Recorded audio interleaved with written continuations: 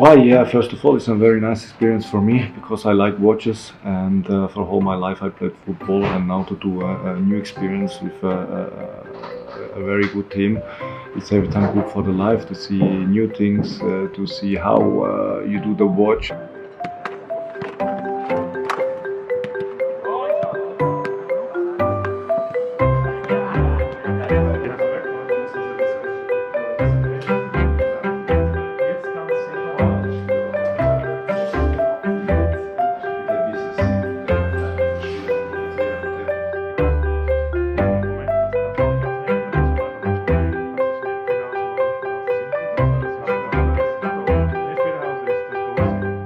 I see some similars with the football because in the football, if not all the team is perfect, you will not win, and it's the same for the watch. If not each team is perfect on a place, the watch is not going.